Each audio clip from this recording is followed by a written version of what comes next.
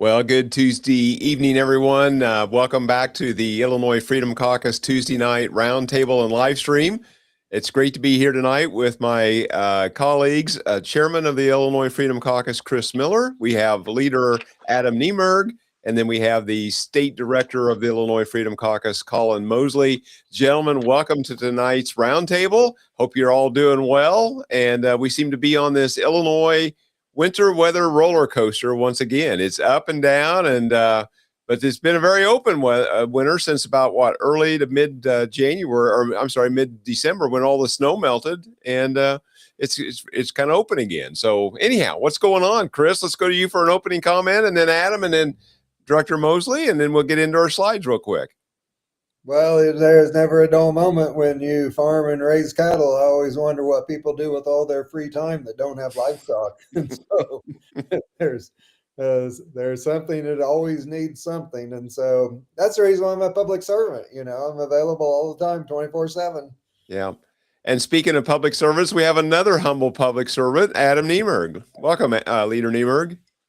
Thank you, folks. Thanks for tuning in with us this evening. Next week, we're going to start session. And I guess we could get right into the crazy bad idea factory and what we expect. Right. And Director Colin, the Senate has started up today. I suppose they went in at noon or 2 o'clock, or maybe the bright hour of 4. I'm not sure what time they started today. We go in a week from today. How's things looking from your point of view? Well, the Senate did a whole lot of nothing today, and they're in store to do a whole lot of nothing all week. If you've gone to your state capitol the last couple of years, you've probably seen it under construction. And so that construction is, I don't know, hopefully wrapping up. It's the state of Illinois, so it always takes longer than it should. But the Senate's in the process going back to your Capitol building. And so things are kind of on a hot hold in the Senate the next couple of weeks, it sounds like. Exactly. Well, I think that construction, has it been at least 3 years, or has it been 4 years? I think this is the 4th session. Okay. Can I add just a fun little fact? It took 3 years to build the Empire State Building, just to put that in perspective. And we're working on 4 years on a parking lot. Yeah. Well, there was be the first car in the parking garage. I am not parking I'm not parking in that garage. I don't care if I have to pay to park someplace. Well, you want to read the piece that was in the Tribune last week about the update. They're claiming to come in a little overtime, but I'm sorry, a little under time, but over budget. No, I'm sorry. They came in under budget, but a little overtime. I had it right the first time. So anyhow, but they forgot some rebar in the parking garage. So that's caused some delays where they had to go in and put some additional bracing in the parking garage. So it's like, we pay these guys to do all this architect work and all the planning, and you think rebar, they just neglected to put some rebar in there. It's just bizarre. Anyhow, I'd heard that the garage wasn't tall enough to get an emergency vehicle down there if they needed to. Right. Which that's kind of interesting too. Yeah. Hey, let's get into our slides tonight. So what to expect with the upcoming season. Guys, I think we're going to see some heavy-duty stuff, as if we haven't seen heavy-duty stuff. And any of y'all that's a frequent viewer and listener to our stuff that we put out, you know the debacle that was the last week of veto session in the end of October. Was a $10 billion cost to the taxpayers and the travelers of this great state. Anybody that pays electricity has been saddled with an $8 billion bill. If you're on the tollway much, it's going to be another $1 billion increase in your tolls. And that's just the start of it. If you're up there in the six counties, I think, around Cook, you're going to pay more in sales tax, getting up close to a 10.5% sales tax. It's just crazy what's going on with the majority party. So with that, ballot referendum questions every 2 years. When we have an election in November, we're going to see ballot questions. And we've seen in the past a question about taxing millionaires an additional 3%. Gentlemen, do you think that's going to come back? Do you think we're going to see stuff about abortion and all those kind of things? What's your thoughts? What do you see? What's your crystal ball?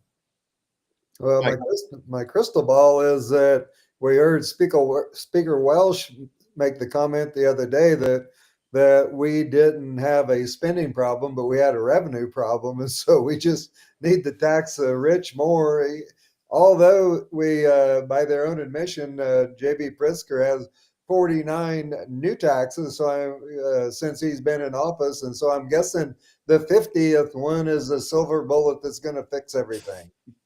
Well, it's interesting that whenever they talk about raising taxes on the rich, they tried to do that under the bill to bail out the CTA in Chicago. But now you see that the folks that voted for the gas tax increase, that money's being swept into that organization to bail out the CTA. But whenever they proposed a billionaire's tax and started talking about that, Governor J.B. Pritzker wanted nothing to do with that and made sure that didn't happen. So when it really comes down to it, the people that bear the brunt of the taxation in the state of Illinois are not the uber rich, not the folks that don't worry about money or making a mortgage or property taxes or the cost of energy.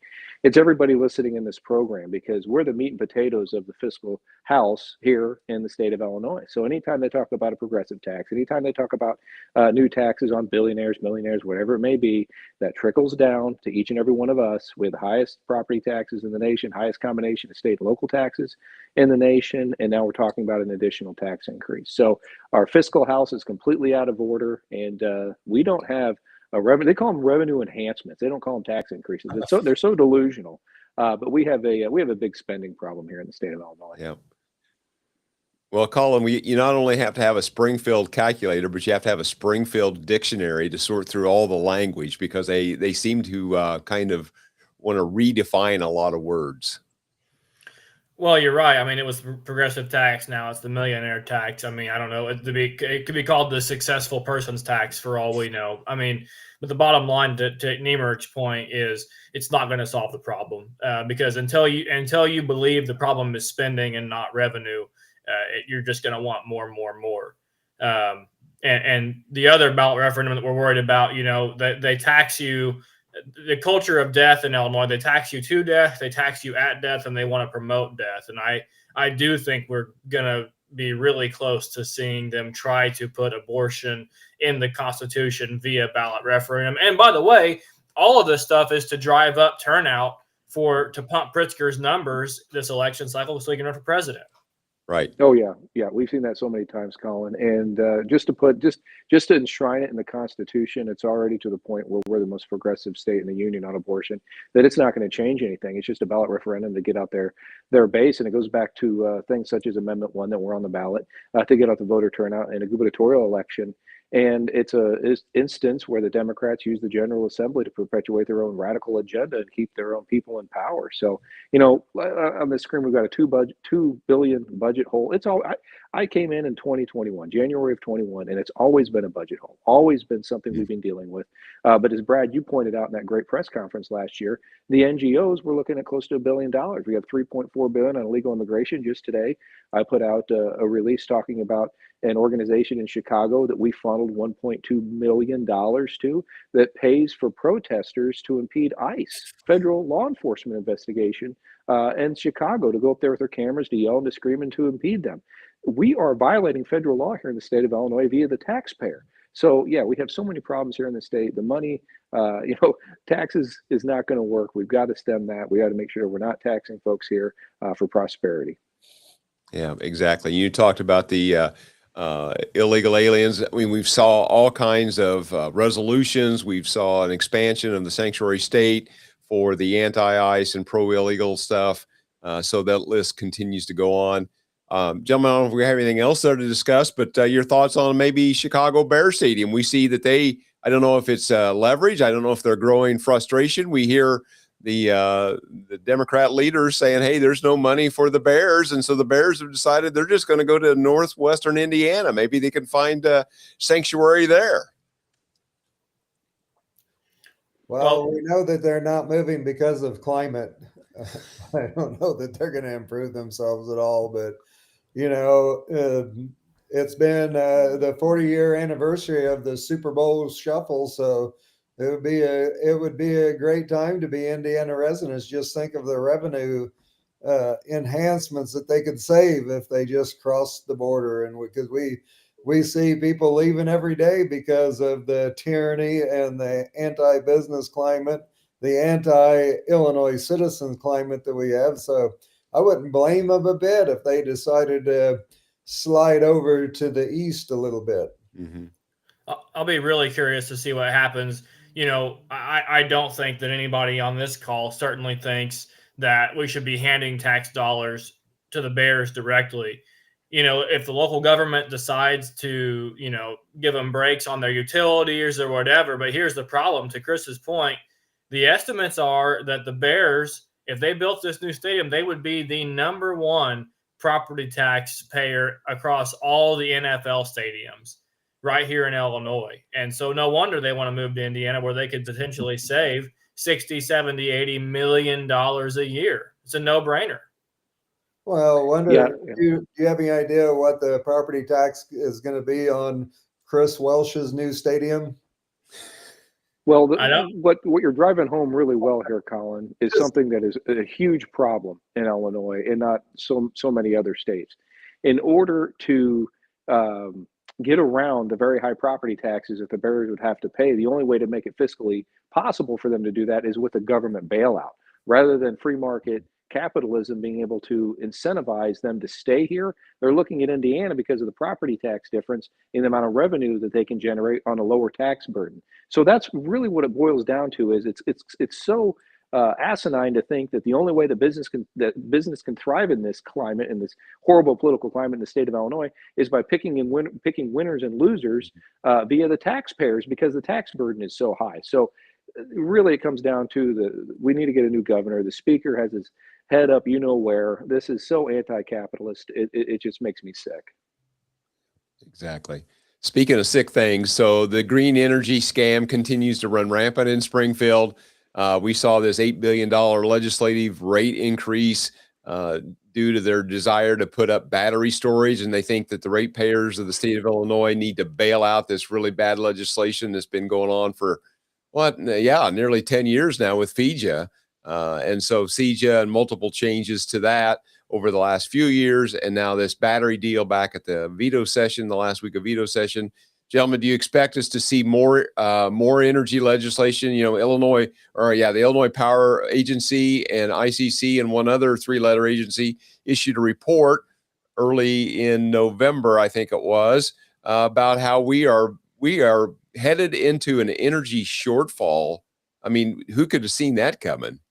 Yeah, and now they're wanting to put up data centers for AI. Where are you going to get the power to generate, that kind of infrastructure? The infrastructure is just not there. And this green new scam that's been perpetuated by the radical left. I was driving from Casey up north towards Kansas in my district just a couple of weeks ago, and it's just massive solar farms in the middle of prime farm country. So it's a political ideology subsidized by Illinois taxpayers, and again, we're paying for it, and we're not getting anything out of it except Governor Pritzker trying to run for president. Yeah. Well, Adam, I wish you hadn't said about covering up farm fields with solar panels. That might trigger Leader Chairman Miller to kind of go off on something like that. He has a real problem with that. Well, that was up towards his neck of the woods, so I can understand the frustration. It is very frustrating. It's like I used to tell my kids. I said, if you're going to be stupid, you better be tough. And if you're going to be this stupid to buy into the green energy scam, you better be ready for all the ramifications that are a result of being dumb. You want to know how many windmills and solar panels you'll find if you go to China? Yeah, you will find zero. Zero. Because they aren't stupid. They aren't dumb enough to buy into all this scam. They're going to produce energy the cheapest way possible. And guess what? They're producing it with coal-fired plants because that's a mother's milk of cheap, affordable, reliable energy. Yeah, exactly. That's right. Gentlemen, let's talk about the last bullet point here on this slide. $2 billion budget hole is projected once again. So how will they plug it? We know we've seen this movie multiple years, every year that we've been there, they just continue to raise taxes. I'll bet you no matter what, that by May 29th, the hole will either be smaller or they will have magically found something to fill it with. Exactly. Yeah, and whatever they need to do to play to their base going into this election cycle, they're going to be doing a lot of bad things.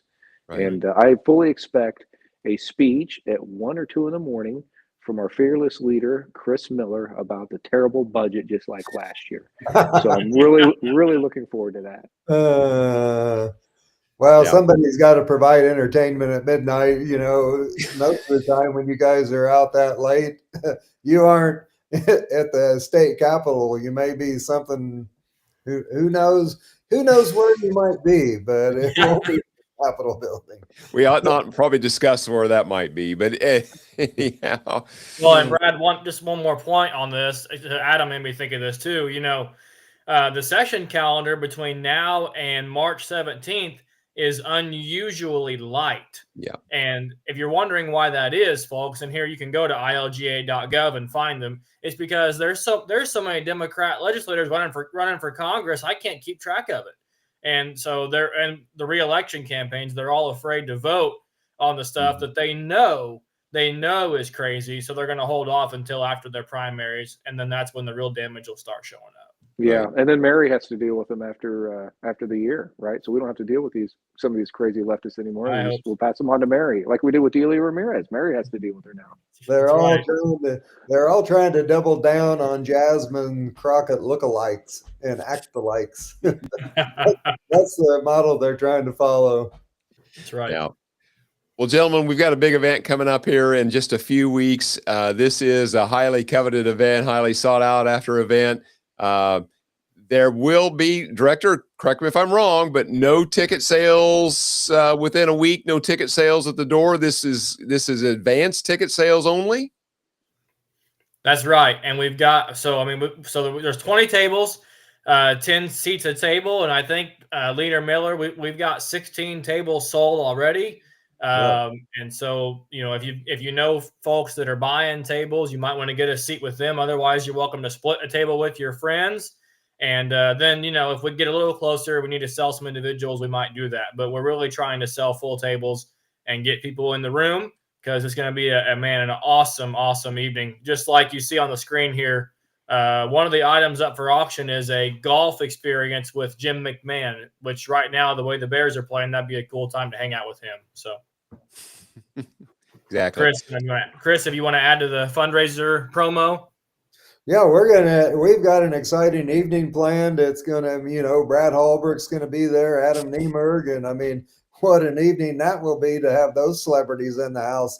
We might even have an autograph table set up for those guys and get a free photo with them. But no, we're gonna have a great evening with this young lady from the University of Illinois and Turning Point USA, as well as Congresswoman's going to be there. We've already been promised protesters, so that's always exciting to have those guys, to have those fruit cakes show up.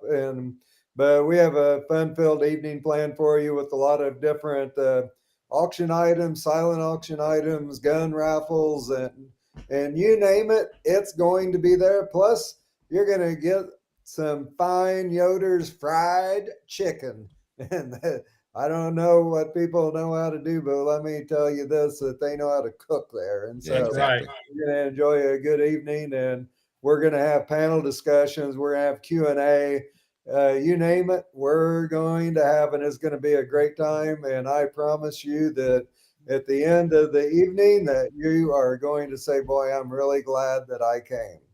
Yeah, and you'll get nothing but truth, logic, and common sense from us. So you just ask a question, and we will fire off and be very truthful about what's going on in the state and what we think and where we think the state's going, where we think our party's going.